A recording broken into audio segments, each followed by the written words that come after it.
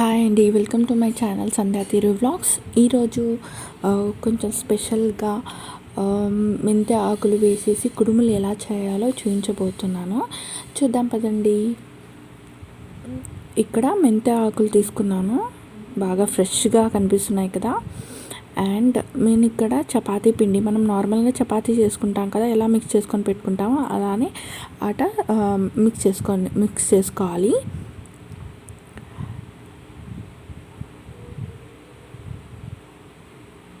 కొంచెం 20 మినిట్స్ నానబెట్టేసి అలా పెట్టేస్తామన్నమాట. పిండిని తడిపేసి ఇలా కొంచెం ముద్దలుగా తీసుకొని ఇలా వీడియోలో చూపించినట్టు ఇలా చేసుకోవాలి.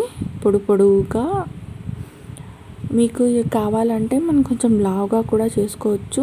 ఇలా చేత్తో చేయడం కొంచెం ఇబ్బంది అనిపిస్తే మనం ఇలా చేసేసుకొని నైఫ్తో కట్ చేసుకోవచ్చు. మీకు ఎలా షేప్ కావాలో అలా కూడా చేసుకోవచ్చు. మేమైతే ఇలా కొన్ని చేసుకొని పెట్టేసుకొని దానిపైన కొంచెం గోధుమ పిండి ఇలా చిమ్మేసామన్నమాట. ఎందుకంటే ఒకటి అతుక్కుంటే మళ్ళీ తీయడానికి ఇబ్బంది అవుతుందని. అండ్ ఇలా చేత్తోనే మేము కట్ చేసుకుంటాము, ఇలా తీసేస్తామన్నమాట. అలా కట్ చేస్తూ ఉంటాము. మీకు ఇలా కుదరదు, ఎక్కువ టైం పడుతుంది అంటే నువ్వు నైఫ్తో కూడా కట్ చేసుకొని పెట్టేసుకోవాలి.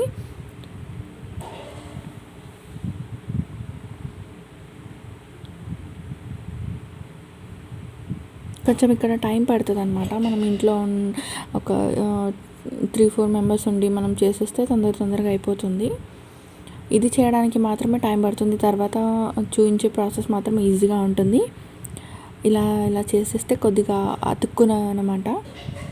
ఇంకా మనకి ఇంట్లో స్టీమర్ ఉంటే స్టీమర్ ప్లేట్ కానీ ఇంకా బౌల్ కానీ ఉంటే ఇలా వేసేసి కొద్దిగా ఆయిల్ అప్లై చేసేసి ఇలా వేసేసి కింద కొద్దిగా ఒక బౌల్లో వాటర్ వేసేసి దానిపైన పెట్టేసి దానిపైన మూత పెట్టేసేయాలి.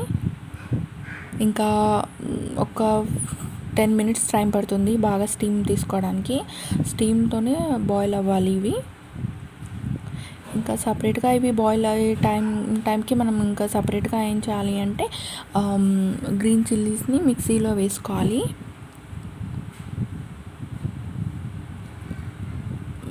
మిక్సీలో వేసుకొని పేస్ట్ చేయాలన్నమాట. ఇక్కడ నేను గ్రీన్ చిల్లీ తీసుకున్నాను. మీకు కావాలంటే రెడ్ చిల్లీ పౌడర్ కూడా యాడ్ చేసుకోవచ్చు.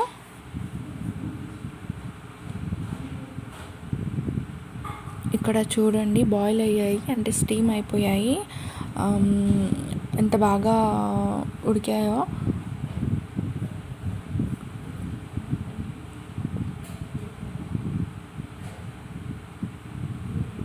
మనకి ఎప్పుడు రోజు చపాతీ చేసుకోవడానికి బోర్ కొట్టినప్పుడు మనం ఇలా కూడా ట్రై చేయొచ్చు, చాలా బాగుంటుంది. ఇంకా బాయిల్ అయ్యాయి కదా, ఇంకో వెజల్లో మనం ఇక్కడ అరౌండ్ 1 కప్ ఆయిల్ తీసుకోవాలి. ఇంకా జీలకర్ర ఆవాలు వేసుకోండి, కరివేపాకు, ఇంకా గ్రీన్ చిల్లీ పేస్ట్ చేసుకున్నాం కదా, ఆ పేస్ట్ వేసుకొని మిక్స్ చేయండి, బాగా కలపండి. ఇంకా దీంట్లో కొద్దిగా అల్లం వెల్లుల్లి పేస్ట్ వేయాలి. వేసిన తర్వాత ఆనియన్స్ కూడా వేసుకోండి. ఆనియన్స్ వేసి బాగా వేయించాలి. ఆనియన్స్ బాగా ఉడికితే బాగుంటుంది అన్నమాట.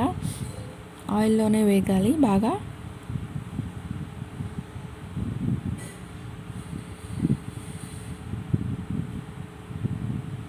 కొంచెం పసుపు వేసేసి బాగా మిక్స్ చేయండి. ఇంకా మేతి ఆకు దీంట్లో వేసేసి మిక్స్ చేయండి.